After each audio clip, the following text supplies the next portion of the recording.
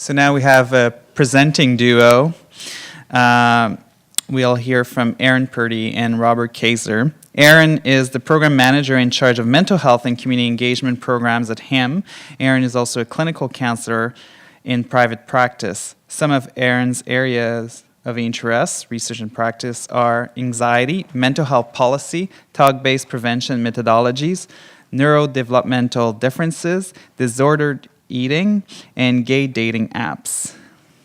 And he's joined by Robert. After 20 years working with many Fortune 100 companies as a business technology and strategy consultant, Rob Kaiser started Revivae Consulting in 2012. Revivae is a coaching and consulting company specializing in individual and corporate values development and application. Revivae helps leaders in their organization bring values to life in powerful, practical ways. All right, so I think we're going to use two microphones and there's two presenters, so we're going to keep it really alive, and there will be tap dancing at the end, so stay. So today we're here to talk about a specific program that's been offered at HIM for many, many years that's evolved throughout the process as the program has evolved. That is the program of HIM in general. That program is our Change Advocates coaching program. And historically, the program was implemented by the assistance of many of our volunteers.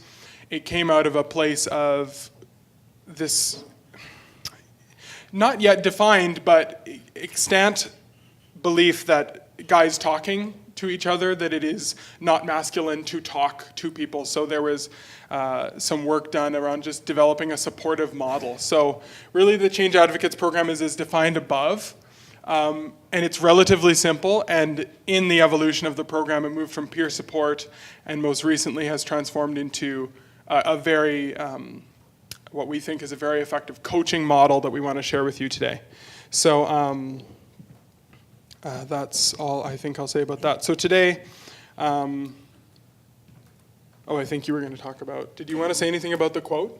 About the Sure, this is from some of our marketing material for the program, from this definition. And one thing, I think it's kind of hidden in here, in that third line from the bottom, one of the things that sets the coaching program apart and who is a good candidate for a coaching modality for this type of work is it's for those who want to change. So there's already some desire or willingness to be there. As the intro states, you may not know what that change looks like yet. You might just know something's off, something's wrong, not right, you want more, something different. And so we'd help with that, and that willingness to be there. And as we get into coaching, I think you'll see why that is. The willingness of the client to really have some skin in the game for the change is a key determinant for who goes into this program under the mental health, as opposed to some of the other programs that HIM offers. Mm-hmm. At HIM, we want to create space for those who may not know what they want to work on, but maybe they just need someone to talk to. So to be very clear, this is not something we're considering an intervention. This is very much a program that supports people where they're at in the way that they need to be supported, and I think that will be clear. But today we're going to be kind of going through, as a frame of reference, what is coaching, and how our model of coaching addresses stigma, because that's how we wanted to frame it. And in our development of this program and through the evaluation that was conducted throughout this year, we have been finding that, oh, wow. And that I think you'll see that this is a really interesting program that can be implemented relatively easily, has long legs and ability to travel across country and province, and has some interesting implications to it. We'll give a program overview, some results, and specific next steps as well. So that's what you can look forward to today. You're welcome. So let's start with what is coaching. It's it's been around for a long time, but it's still got even coaching has a lot of stigma still associated with it. So I thought we'd start by just touching on what coaching is, and also helping to define it by talking about what it isn't, by comparing it to some of these other modalities. So we'll start in the bottom left there with consulting. Someone who's a consultant, you hire that person to come in and provide their own opinion, to do an assessment, to make judgments, to have the ideas, and even maybe that consultant is someone who you will hire to actually do the work for you. So a whole bunch of ownership and the consulting corner. Over across to training, think of a trainer or facilitator in the workshop environments that you're here. The trainer is building skills and knowledge on a particular topic. It's something they know something about. Like today, we have set up a structured approach. Aaron just said, this is what we're going to talk about, right? You didn't get any input into that. It was all us. So training's kind of a one-way, some interaction, but very much one way. Counseling. And Aaron, representing the counseling side, we actually get along quite surprisingly well for these very different modalities, highly complementary. So we came up with how to distinguish counseling and coaching. Counseling generally focuses on traumatic past events, provides recommendations. So there's some active guidance and recommendations being offered by the counselor. And it's specifically designed to promote psychological change. Coaching differs from that in the sense that it's the coach's job to help the client find their answers, their solution to whatever the challenge is in their current circumstance.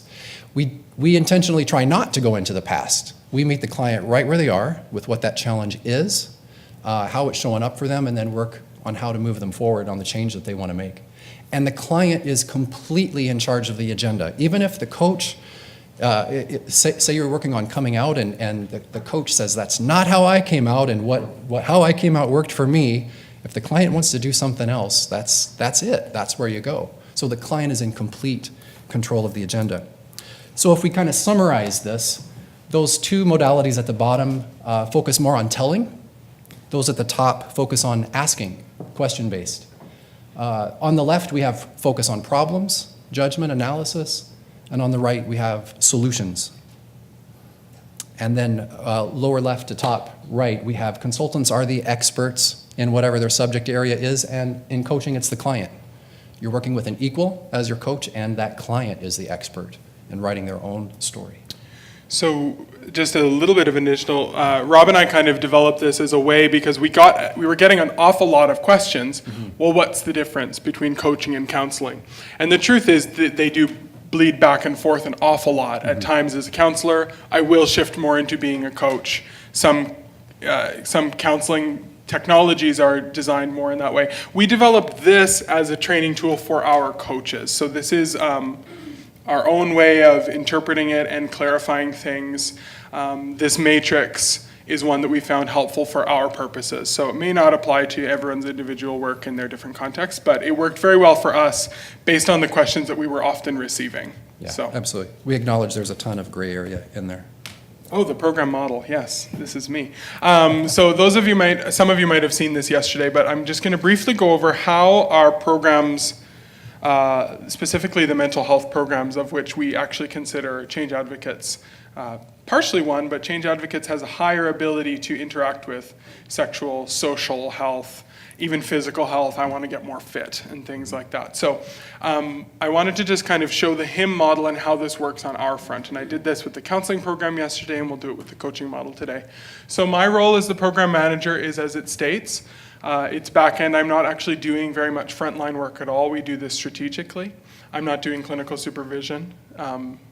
Because what we've done is we've brought in the other two positions, the clinical supervisor for the counseling program and the coaching supervisor for the coaches. They have more time during their day. They're able to meet the client, the coaches and counselors where they're at, and provide very excellent clinical oversight without distraction.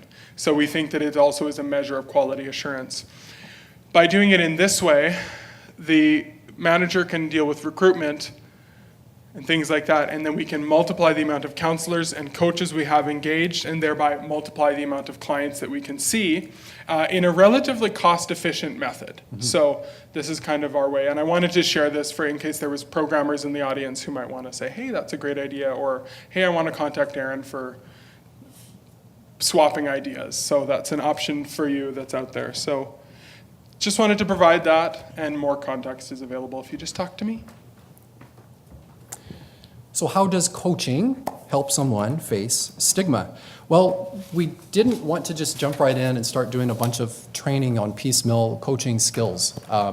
So we spent the time to develop a whole framework that is not only the framework that the coaches use to understand the model of coaching, but that we use to move our clients forward. And it's Very simple, just two pieces, being and doing.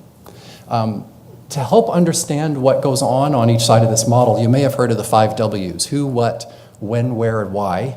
And then that how, there's one H that gets thrown in there, but he doesn't get title billing for some reason. So on the doing side of the model, this is the what, the when, and the where.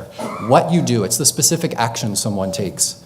It's the when, that place in time that you deem to be the appropriate place for that action, and the where, the physical location. So it's basically the three things that have to do with showing up and doing something at a certain point in time.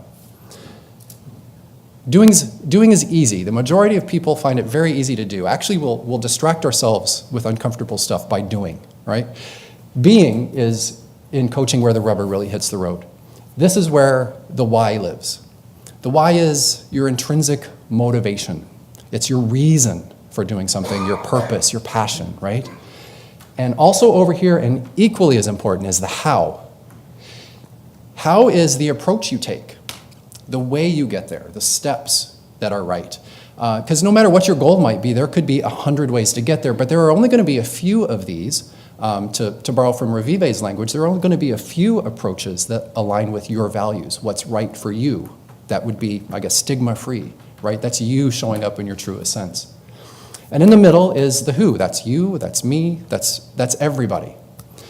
And the way this model works for Stigma, in Peter's presentation, we saw culture, religion, society, social groups, all kinds of things that are telling us what to do, how to do it, the right, the wrong, how to show up to be happy, fulfilled, whatever it is. And that's not always the case for us individually. The example of the guy, once he removed himself from the church, he was healthier, right? Yeah, that was better for him. So we spend the majority of our time, as a general rule, 80% of a coaching session, we want to stay with the client in being, helping them clarify and understand their why and their how. And once you've nailed that, the doing just naturally falls out. And so the goal of this, and when we speak to how coaching addresses stigma under this model, the goal of this is the more we can get these being and doing circles overlapped and aligned for someone, that intersection of the two, that is what defines a person's character. I heard resilience used as a word earlier. That's resilience, the alignment and integration of your being and your doing. And that's the goal of the coaching model here. Anything to add? Yeah, the folks who administer this program are all amazing volunteers. Mm-hmm. They're volunteers with our program, and so many of them have been in it when the program was named something different. And what was so fascinating was that they had this incredible desire to do something. They had this incredible desire to do something to move their client along or kind of have some tools and technologies to kind of help people out. And that's part of why we developed this, was this framework of understanding that much like any supportive modalities, you spend so much time in actually being with the person and learning who they are and how they like to show up in the world and what creates their uniqueness. In being heard in that context, all of a sudden this other stuff becomes easier. So I just want to echo that again. As I mentioned, all of our change advocates are volunteers with Health Initiative for Men. They are a mixed group of guys ranging from, I think the youngest is 24 or 25, ranging all the way up to mid-60s, actually early 70s now that I think about it, one of them. And they each come from their own different backgrounds. We have good diversity that we can kind of mix folks up if they want to see a person of color, if they want to see a white older guy. We've got some flexibility there, but they're all really passionate folks, and I'm really happy that we have this. Wanted to do a special shout out for those guys. They're provided with a lot of training at HIM. They're given the HIM Institute training, which is, depending on if you complete all 3 modules, it's up to 20 hours of training. We provide a unique 2 full day coaching training where it includes a lot of triads practice. We developed a manual, a very robust training manual, and it concludes actually with a vetting process where they're given a pretend client and they do coaching with this pretend client, me. in a coaching setting, and we talk about real things, and then there's an approval process. And if they kind of are not lacking some skills or need more practice, we support them with that as well. Once they're in as a change advocate, we want to continue to support them. It's not like you're out based on you don't have the skills right now, because we want to support them to have those skills moving forward. We have a 6-session model, which can be delivered actually remotely as well, so on phone, Skype, even by chat-based technologies as well, if that's preferable. So we're going to really be rolling that out over the next year. And that we do provide ongoing supervision for the volunteers in the form of individual supervision, specifically for their first set of folks that they work with. And then we have a team supervision meeting that's every month. So let's dig into this. We rolled out the coaching skills specific model. We wrapped that up in volunteer selection just February of this past year. And as part of that, we have our volunteers at the end of every client session do a quick summary, and we also send a feedback survey to each of the clients as well. So the next several slides are getting into the nitty gritty of what results have we gotten, what's been the feedback. We've seen 18 clients. We've actually completed with 18 clients. We had a goal of 20. We have 1 in progress now, 2 in the intake process. So we'll probably hit our goal of 20 by the end of the year, which is great. And the pie chart below, it's garbled a little bit, but it shows the age demographic of the clients that we've seen. Predominantly, 37% men 31 to 40, followed up by 51 to 60 at the 33%. Interestingly, no one below the age of 18. So we have some theories. Maybe we'll get your thoughts on that at the end of the day. This is a list. What you have here, don't be overwhelmed by all the numbers and colors. I'll walk you through this here. Across the bottom is a list of the topics that have been coached on. And the reason you've got different colors there is you see that blue means it's a root topic, green is it's the initial topic, and yellow is connected. Typically what happens, I'll give you an example. Someone will come through the intake process and tell Aaron or David, hey, I want to work on work and career. I want to work on my job satisfaction. Okay, that would be the initial topic. As you talk to the person and you get into the being and the doing and you uncover what's really at play in their scenario and their circumstance, well, it has to do with an unhealthy relationship with their boss. It has to do with, so relationships might be a connected topic. It has to do with them feeling not compensated fairly. So their finances are coming into play. And as you get down into at a deeper level and you start to connect all those themes, it's really about self-esteem, this person showing up and asking for that raise that they want, feeling validated and worthwhile and contributing at work. So that's why things are broken up that way. What topics here do you see on this list that might have any stigma associated with them? Or maybe the better one is, are there any that don't have any stigma associated with them? If you look at our top topics here, it starts with, it looks like relationships, stress, work and career, finance, self-esteem, family, loneliness. All themes that we've seen in workshops and studies and even in Peter's presentation before. I noticed like the room got quieter there. And part of that is that one of the most fascinating things about the way Rob has constructed the evaluation methodologies of this program is that we do get this. Mm-hmm. That this is evoked from the coaches themselves and they're talking about what they're talking to the clients with. And Rob does a lot of work to kind of extract this.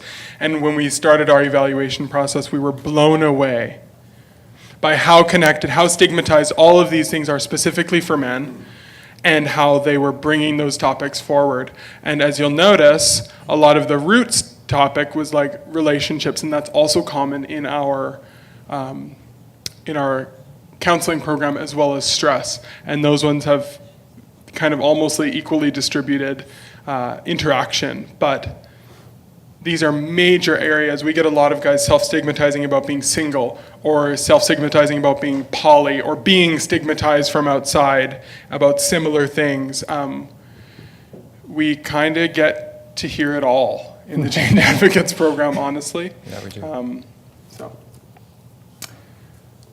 So we also submit a satisfaction survey to the client at completion of the program. And as you can see, the top three were kind of we kind of separated those out because they were particularly powerful. And those were, I gained a better understanding of myself and my goals. I've made progress towards achieving my goals, and I would recommend this service to others. Another one of particular interest to me was I felt accepted by my change advocate. My change advocate was knowledgeable and experienced, and yet on the consent form, it says, we are not experts in any topic. Where they are is they're people who are peers, who are within an organization that has developed a semblance of trust in certain populations, and they can come and talk to a gay guy who will keep their stuff secret. And there's incredible value to that.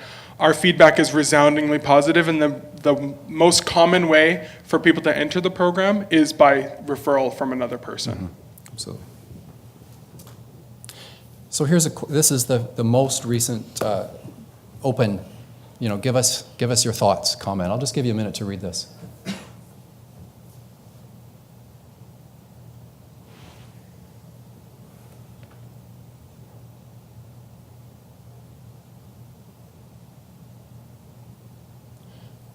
Where in this client's comments, and I actually want feedback this time, this isn't rhetorical, where in this client's comments do you see stigma being addressed?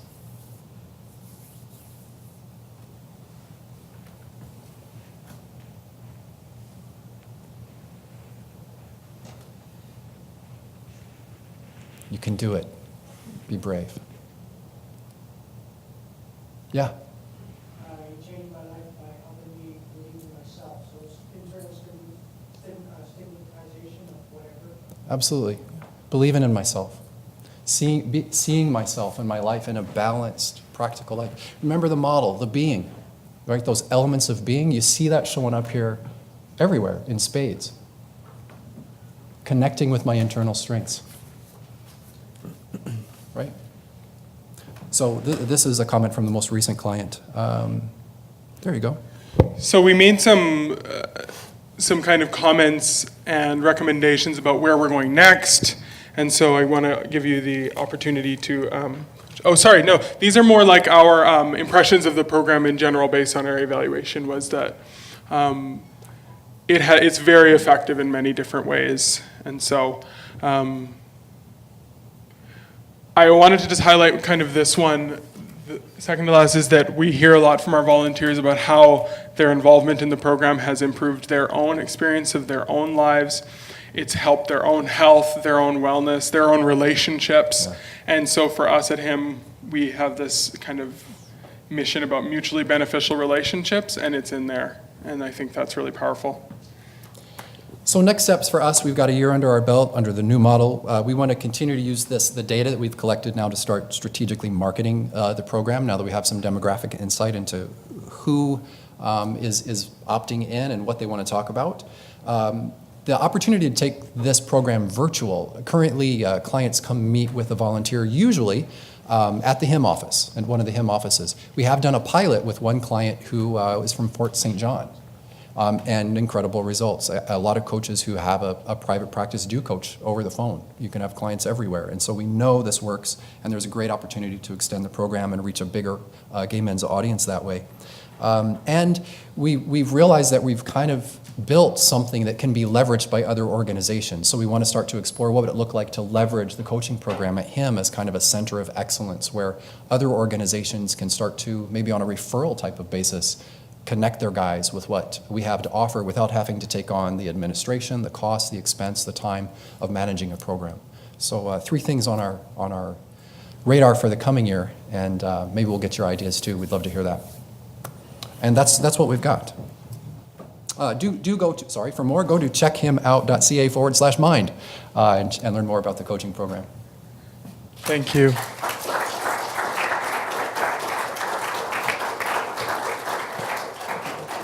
So fascinating, I forgot to keep track of time. But since one of our presenters not here, that's fine. One quick question. I think there's maybe people that are in the room that are now motivated to become a change advocate. So how do people join the how can I become a change advocate? You can talk to either one of us. Just get us your contact information. We're talking about having an intake training about once every year. And the idea being we'll be able to get a little more and more selective every year and really tighten up who we've got on that core team.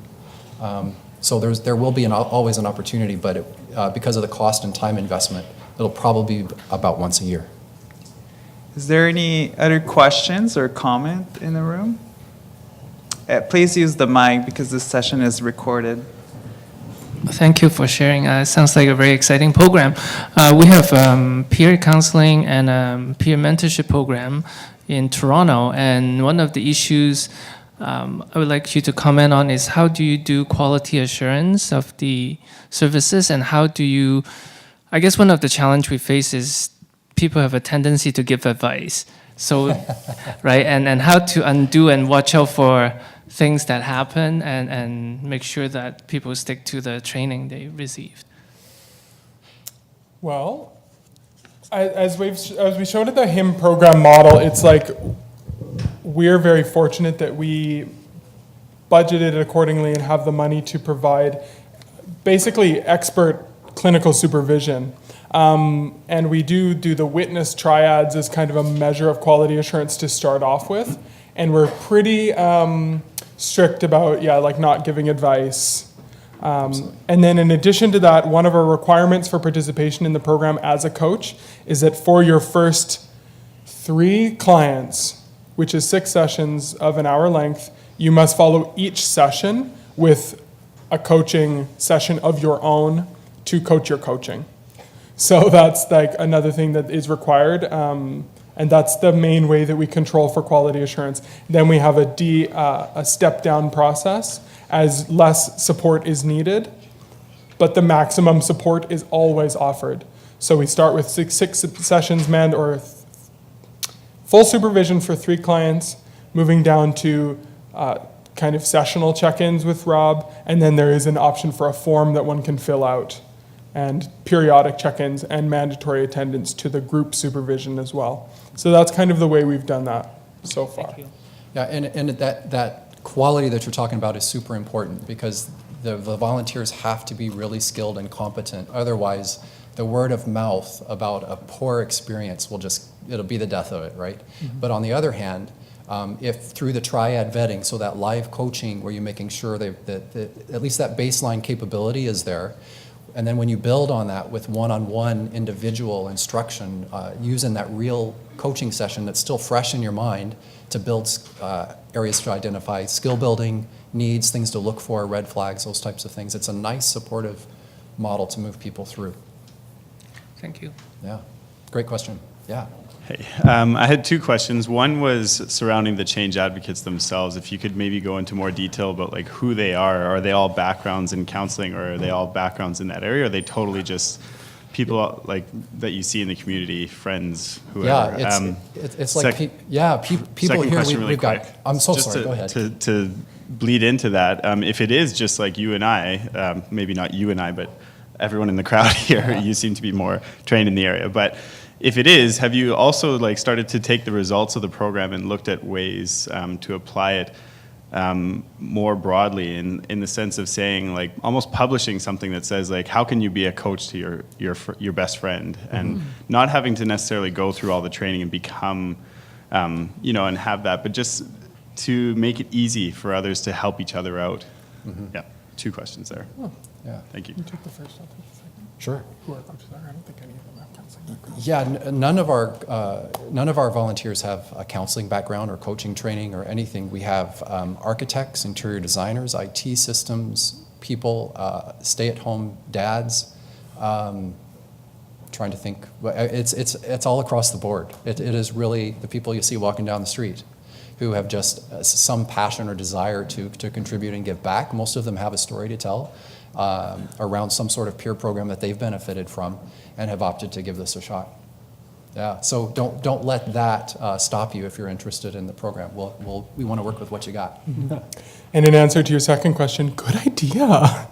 Like really good idea. One of the things that David and I are working on very closely is modifying one of our groups to create more of that supportive skill building, how to connect in your own community. And we will be kind of taking a coaching framework because we've had such good effective results. And the more and more data we gather from this program, the stronger case we have to create some kind of social marketing. But it's a really good idea. Thanks, Adrian. Thank you, guys. Absolutely.